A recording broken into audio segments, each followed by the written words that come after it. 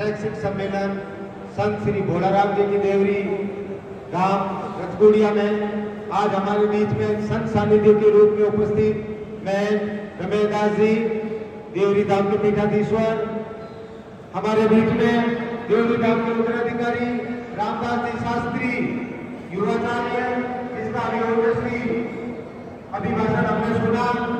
आज के कार्यक्रम के मुख्य अतिथि माननीय जोगाराम जी पटेल, विधि एवं न्याय मंत्री राजस्थान सरकार, कार्यक्रम की अध्यक्षता कर रहे श्रीमान रामनारायण जी डूडी, पूर्व राज्यसभा सांसद एवं पूर्व राजस्व मंत्री राजस्थान सरकार, हमारे बीच में प्रदेश प्रतिनिधि के रूप में, पर्यवेक्षक के रूप में प्रदेश महामंत्री हम सबके अग्रज आदरणीय महेंद्र जी लखारा भाई साहब, वरिष्ठ समाज सेवी जिन्होंने इस संगठन में हमें खूब धन दिया और धन के बिना कोई कार्यक्रम नहीं होता।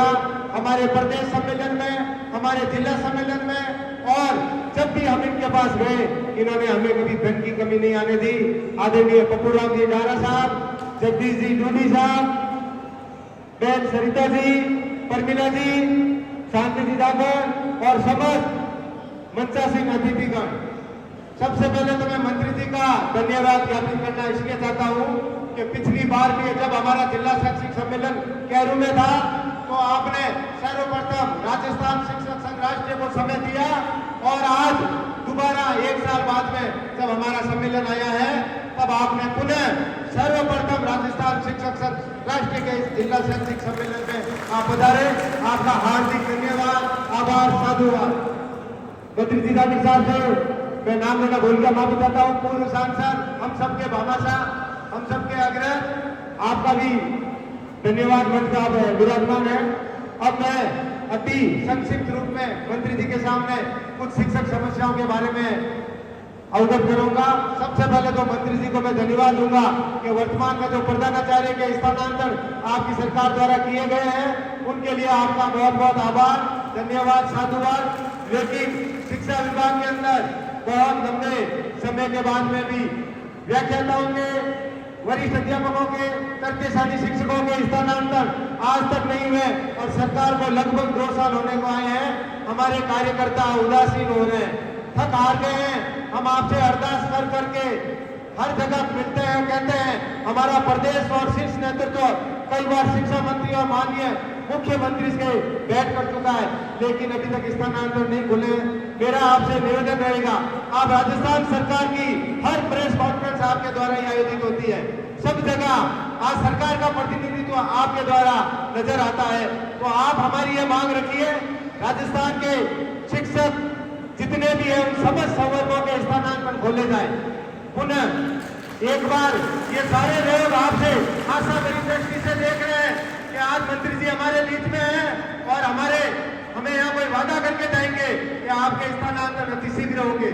तृतीय श्रेणी शिक्षकों के स्थानांतरण बहुत लंबे समय हो गया, नहीं हुए, उनका भी कुछ रास्ता निकालिए। मंत्री जी आपसे विनम्र अपील है, शिक्षकों के समस्त संवर्गों की डीपीसी नहीं हो रही है, बाकी बड़ी है, लेकिन तृतीय श्रेणी शिक्षकों की तो हुई नहीं है। कोर्ट का एक केस विचाराधीन है, आपके वहां से फाइल जानी है, उसमें उन्हें राहत प्रदान करें। मंत्री जी आप आज विधि एवं न्याय मंत्री है, ये राजस्थान का शिक्षक समाज आपसे न्याय की उम्मीद रख रहा है, आप जरूर इस मामले में हमें कुछ अच्छा संदेश आप देके जाएंगे। इसके अलावा वर्तमान में इस साल बारिश हुई, बारिश के कारण कई जगह जर्जर भवन है, उन भवनों के कारण कुछ हादसे हुए, उन हादसों में कुछ दुर्घटनाएं हो गई, कुछ बच्चों की जान चली गई। ये हम शिक्षकों के लिए भी खेद का विषय है, लेकिन ये नहीं है कि उस कार्य के लिए शिक्षक दोषी है। कई जगह हमारे शिक्षक बंधुओं को निलंबित कर दिया गया, कई जगह एपीओ कर दिया गया। मंत्री जी उन शिक्षकों की कोई गलती नहीं है, वो बीएड करके विद्यालय में पढ़ाने के लिए आए हैं, ना कि भवन शिक्षकों के द्वारा बनाया गया। हम आपसे निवेदन करते हैं जो निर्माणाधीन एजेंसी है आप उस एजेंसी को पाबंद कीजिए, और आप हमसे रिपोर्ट मांग रहे हैं कि आपका भवन सही है, हमें क्या पता, हमने लिख दिया सही है, अगले दिन गिर गया। तो अगर आपको उस भवन की वास्तविक रिपोर्ट लेनी है तो आप सिविल इंजीनियर जाइए, कहिए तो समझा के बैठे हैं, आप उनसे मांगिए। शिक्षकों के साथ ये दोहरा रवैया ना रखें, इससे शिक्षकों में असंतोष हो रहा है। मेरा आपसे निवेदन रहेगा इस मामले को आप राज्य सरकार के समक्ष उठाएं, क्योंकि हमारा काम शिक्षा देना है। मकान कैसे गिरता है, विद्यालय कैसे बनती है, ये हमें तो ये काम नहीं सौंपा गया। अगला मेरा मुख्य बिंदु रहेगा एलटीजीएस में प्रयोगशाला सहायक और कंप्यूटर शिक्षकों की अभी नियुक्ति बाकी है।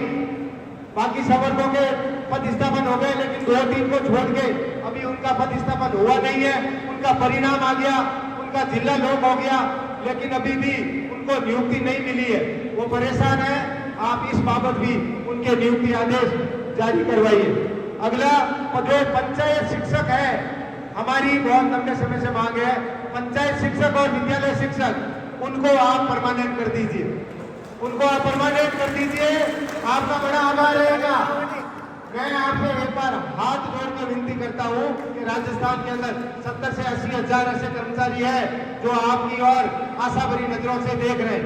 आप उन्हें परमानेंट करके उन्हें लाभ पहुंचाएं। लंबे समय तक वो सेवाएं दे रहे हैं, इस संगठन में विद्यालयों में सेवाएं दे रहे हैं। एक मंत्री जी, मेरा एक आपसे मंत्री जी एक निवेदन और रहेगा, उच्च प्राथमिक विद्यालयों में नामांकन की जो बाध्यता है, जो शारीरिक शिक्षकों के पद है, वो समस्त उच्च प्राथमिक विद्यालयों में सर्जित किए जाए।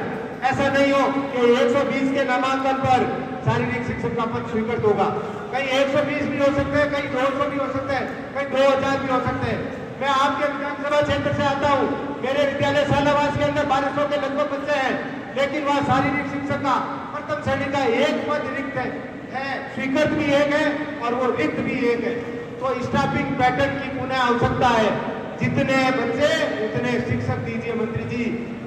मेरा आपसे पुनः निवेदन रहेगा कि स्टाफिंग पैटर्न की जो देवनानी जी के समय में जो कार्य योजना बनी थी, उसे मूर्त रूप पर लेके आए, धरातल पर लेके आए। प्रवेश एक हमारा जो नववर्ष होता कार्यक्रम होता है, प्रवेशोत्सव होता है, उस समय हमें लक्ष्य दे दिया जाता है, अनलिमिटेड लक्ष्य दे दिया जाता है। एक विद्यार्थी 10 पौधे 30 दिन तक, एक विद्यार्थी 300 पौधे लगाएगा। इस हिसाब से मेरे विद्यालय सालावास के अंदर तो पूरे ग्राम पंचायत में कहीं जमीन ही नहीं बचेगी। ऐसा अव्यावहारिक आदेश आप ना निकल रहे थे, ये हमें फिर हमको भी झूठा लिखना पड़ता है, हम भी लिख के भेजते हैं कि पौधे लगे। ऐसा ना होना चाहिए। आप ऐसे आदेश निकलवाइए जो कि व्यवहारिक लगे, जो आदेश व्यवहारिक हो और जिनको हम धरातल पर मूर्त रूप दे सके। शिक्षक तो हमेशा से ही अपना कर्तव्य निभाते हुए आया है। इसके अलावा प्रवेश आयु का जो 5 वर्ष है, वो 5 वर्ष कर दीजिए। उसकी वजह से थोड़ा नामांकन में हमें समस्या आ रही है और फिर हमें नोटिस दिए जा रहे हैं कि आपके यहाँ पे एडमिशन नहीं हो रहे। आपने प्रवेश आयु बढ़ा दी तो एडमिशन कैसे होगा? प्राइवेट स्कूल में तो 2.5 साल में बच्चा चला जाता है, हमारे यहाँ तो 6 साल से पहले आ नहीं सकता। मंत्री जी, हमारी ये छोटी मोटी कुछ समस्याएं हैं। ये वेतन विसंगति नहीं हुई है 2007-8 के शिक्षकों की है मंत्री जी, ये हकीकत बात है और लंबे समय से बाकी है। आप आज हमारे बीच में हैं तो हम हमारे शिक्षक बंधुओं की पीड़ा आपके सामने रख रहे हैं। इस वेतन विसंगति का निराकरण कराएं, हम आपके आभारी रहेंगे। इसके अलावा वृक्षारोपण कार्यक्रम हम हर साल करते हैं। छात्रों की ऑनलाइन उपस्थिति हमको बोला जाता है प्रथम पीरियड में दर्ज कराएं। अभी वर्तमान में हम रोज न्यूज पेपर पढ़ते हैं, कई जगह हमारे शिक्षक बंधु फोन लेके बैठे थे, उनको सस्पेंड कर दिया गया।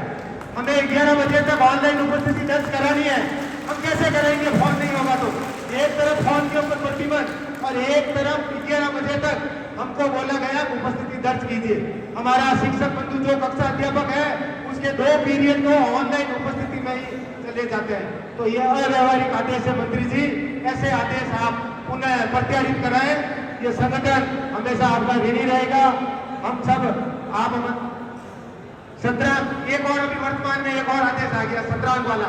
ये सब शिक्षक बंधु व्याख्याता बंधु बैठे, वरिष्ठ अध्यापक बैठे, मंत्री जी के बाद डायरेक्टर से आदेश आ गया कि 40% से कम बच्चों के शाला दर पर नया मॉड्यूल खोल दिया और उसमें एंट्री करनी। हम बच्चों को पढ़ाने की भरपूर कोशिश करता है। एक शिक्षक समस्त बच्चों को एक जैसा पढ़ाता है। और ये तो जरूरी नहीं कि सब पढ़ के ही महान बने, कोई बिजनेसमैन भी बन सकता है, कोई राजनीति में भी आ सकता है। तो वो 17 अंक की जो एक बाध्यता है 40% से कम, कुछ ऐसे बच्चे होते हैं जिनके नंबर कम आते हैं, उसके लिए शिक्षक को दोषी ना ठहराए। शिक्षक तो सबको बराबर तरीके से ज्ञान अर्जित करने का प्रयास करता है। तो ये मामला है, इसका भी आप संज्ञान है और ये शिक्षक समुदाय आपके सामने आशा भरी नजरों से देख रहा है। मेरा आपसे पुनः निवेदन रहेगा, मांगे तो बहुत है मंत्री जी, लेकिन मुझे पता है कि आप कहोगे कि हमें जल्दी है, लिस्ट लंबी है, इसलिए मेरा निवेदन रहेगा इस शिक्षक समुदाय की तरफ से कि आप इन मांगों का निराकरण करवाएं। एक बार पुनः आप हमारे बीच में पधारे। आप सबका, हम सब शिक्षक समुदाय की तरफ से, मातृशक्ति की तरफ से और संपूर्ण हमारे कार्यकर्ताओं की टीम की तरफ से आपका बहुत बहुत आभार, धन्यवाद। जय हिंद, जय भारत, जय संविधान। बहुत आभार, धन्यवाद। जितेंद्र जी, आपने